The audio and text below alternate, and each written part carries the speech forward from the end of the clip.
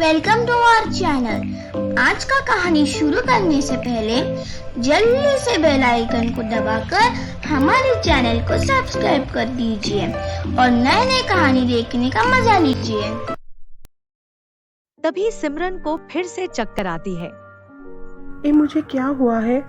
मुझे बार बार चक्कर क्यों आ रहे हैं? तभी उसकी फोन रिंग होती है। हेलो, क्या आप सिमरन रॉय बोल रही हैं? हाँ, मैं सिमरन बोल रही हूँ। सिमरन जी, मैं सिटी हॉस्पिटल से डॉक्टर मानव बोल रहा हूँ। आपका टेस्ट का रिपोर्ट आ गया है। अच्छा डॉक्टर, मैं शाम को आकर रिपोर्ट ले लूँगी। Thank you. डॉक्टर, रिपोर्ट क्या निकला है? सब कुछ ठीक है ना? आज भी मुझे चक्कर आया था और वीकनेस भी लग रही है। क्या हुआ है मुझे डॉक्टर? सिमरन जी, ये कुछ मेडिसिन मैंने लिख दी है, आप ये कंटिन्यू कीजिए। और हाँ, हर 2-3 दिन में आप यहाँ आकर आपका चेकअप करवाते रहिए। ठीक है doctor, thank you so much. उसके बाद सिमरन घर चली आती है। घर आने के बाद वो अपनी पापा की कही हुई बातों को याद करती है।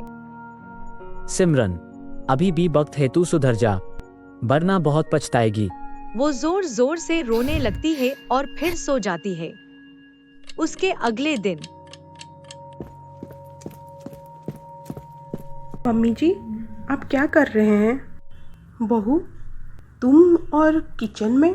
हाँ, मैं आज जल्दी उठ गई थी मम्मी जी, और सोचा कि आज सबके लिए चाय नाश्ता मैं ही बना दूं। आप जाइए, मैं चाय नाश्ता बनाकर लेकर आती हूँ। अरे नहीं सिमरन बेटा, मैं कर लूँगी। आप अभी तक मुझ पर नाराज हैं मम्मी जी। मुझे मेरी गलती का एहसास हो गई है। सबसे ज़्यादा अपमान तो मैंने आपका ही किया है।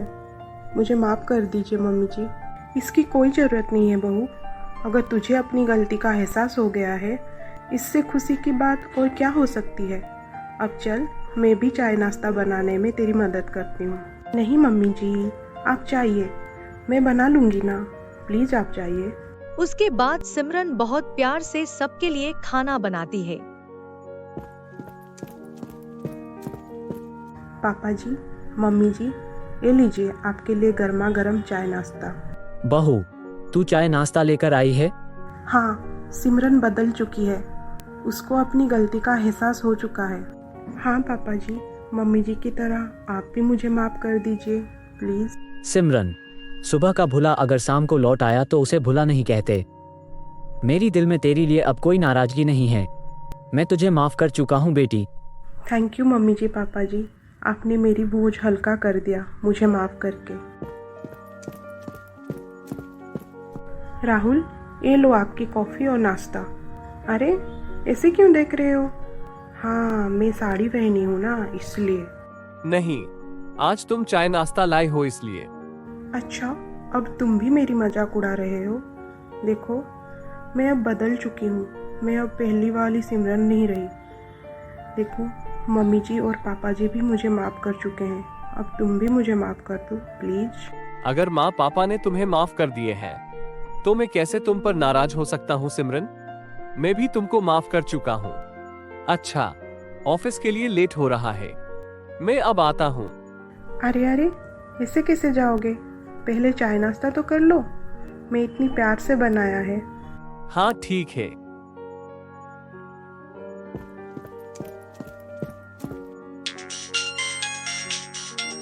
हेलो सिमरन, मैं एक जरूरी फाइल घर में भूल आया।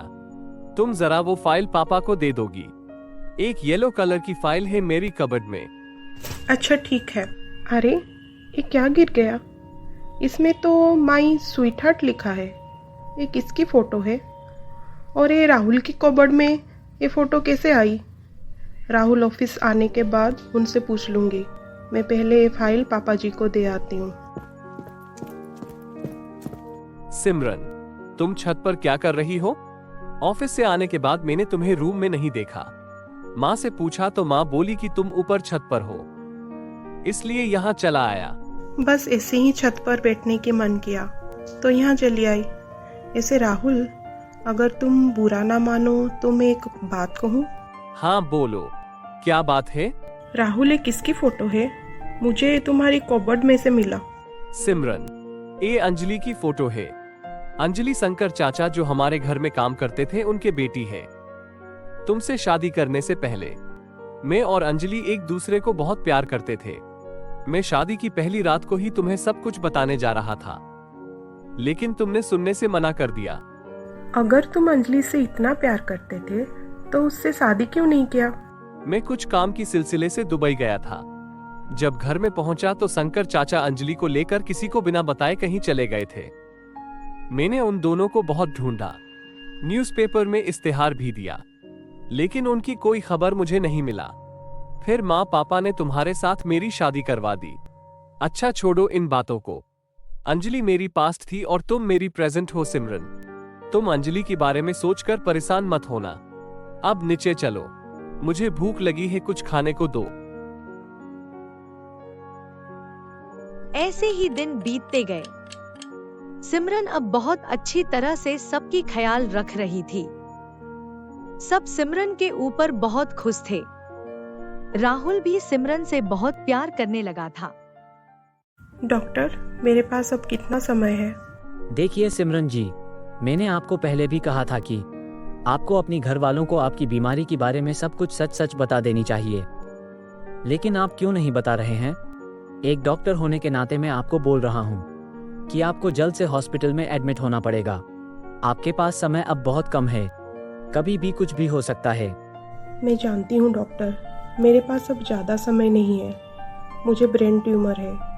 ये बात बताकर मैं किसी को दुख देना नहीं चाहती। ऐसे भी मुझे अब एक बहुत बड़ी काम करनी है। अगर मैं यहाँ हॉस्पिटल में एडमिट हो गई तो वो काम अधूरा रह जाएगा। मैं अब आती हूँ डॉक्टर।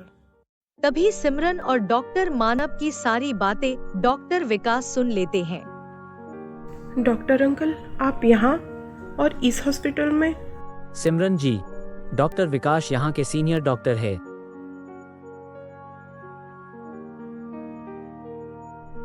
मैं क्या सुन रहा हूँ सिमरन? तुझे ब्रेन ट्यूमर है और तुमने घर में किसी को भी अभी तक नहीं बताया है?